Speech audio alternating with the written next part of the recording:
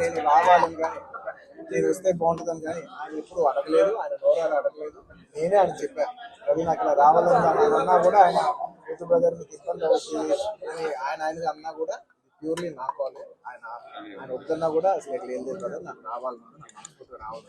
నా ఫ్రెండ్స్ అంటూ ఎవరైనా ఉంటే వాళ్ళు ఏ ఫీల్డ్లో ఉన్నా ఏ పార్టీలో ఉన్నా నాకు పార్టీకి సంబంధం లేకుండా నా మనసుకు నచ్చిన వాళ్ళు ఎవరైనా ఉంటే ఎవరు ఏ ఫీల్డ్ అయినా ఉంటే నేను వచ్చి వాళ్ళని సపోర్ట్ చేయడానికి నాకు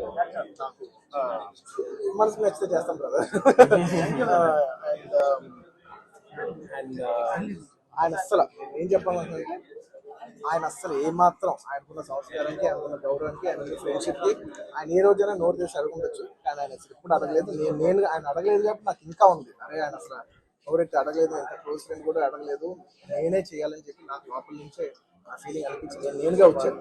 ఆయన కొంచెం అక్కర్లేదు బ్రదర్ మీరు ఇబ్బంది పడతారన్నా కూడా పర్లేదు బ్రదర్ నేను వస్తానని 100% నేనే ఆయన సపోర్ట్ చేద్దామని వచ్చాను. ఎందుకంటే ఈ 5 ఏళ్ళలో మేము మామూలుగా చాలా మంది చూస్తూ ఉంటాం కదా, 5 ఏళ్ళు మామూలుగా ఏదో ఫస్ట్లో కొంచెం కనబడి ఏదో లాస్ట్లో ఒక సంవత్సరం లాస్ట్ ఒక 6 నెలలో సంవత్సరం తిరుగుదాం అనే ఒక మైండ్ సెట్ ఫీల్ ఉన్నారు. కానీ రవి గారు అలా కాకుండా 4-5 ఏళ్ళు ఆయన మొత్తం ఆయన ప్రాణం, ఆయన మనసంతా కూడా ఆయన నియోజకవర్గం మీద ఉంటే నాకు అర్థమవుతుంది ఎంత అంటే ఒక కష్టపడి పనిచేసే పర్సన్కి అవతల పర్సన్ కష్టపడి నాకు తెలిసిపోతుంది.